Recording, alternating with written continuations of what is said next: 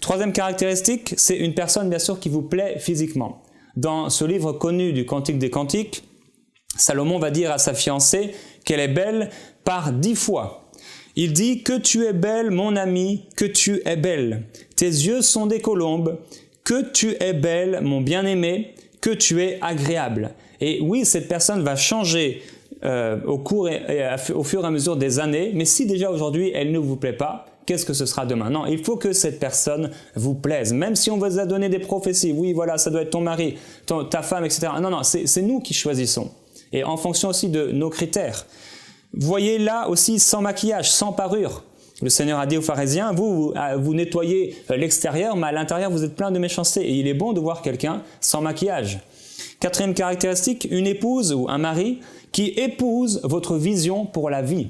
Si nous n'avons pas la même vision de la vie, alors ça va créer des problèmes, ça va susciter des problèmes qui aujourd'hui peut-être sont de moindre importance, mais au bout d'un moment, ça va créer de gros problèmes. Si quelqu'un par exemple a un appel pour servir le Seigneur, qu'il est appelé à déménager, qu'il est appelé à déménager régulièrement, mais si sa femme ou si son mari n'est pas préparé à cela, ça va créer des problèmes et cette personne ne pourra peut-être jamais accomplir la volonté de Dieu à cause des tensions et des pressions dans son couple. Donc en épousant cette personne, vous allez épouser sa vision.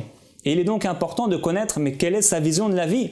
La vision de la vie, ce n'est pas avoir une maison, des enfants, il y a beaucoup plus que ça. Et il faut que vous puissiez connaître quelle est la vision de cette personne. En fait, vos visions doivent s'intégrer parfaitement.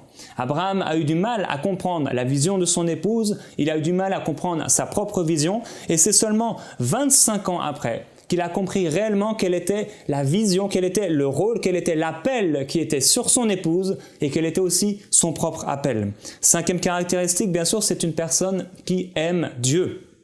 Dans Luc au chapitre 2 et au verset 36 à 38, il nous est parlé de Anne la prophétesse. Cette femme a été mariée pendant 7 ans, puis son mari est mort. La Bible dit qu'elle est restée veuve pendant 60 ans, dans le temple en fait, toute sa vie. Elle a choisi la présence de Dieu. Et il faut que vous puissiez choisir un conjoint qui aime la présence de Dieu. Sinon, vous allez être partagé. L'apôtre Paul dit que quand nous sommes mariés, nous sommes partagés, mais il est possible ensemble de s'unir pour servir le Seigneur. Sixième caractéristique, c'est une personne qui aime son corps, non pas son propre corps, mais l'Église locale. La Bible dira « Éternel, j'aime le séjour de ta maison, le lieu où ta gloire habite. » Et personnellement, j'ai choisi quelqu'un qui aimait l'Église locale.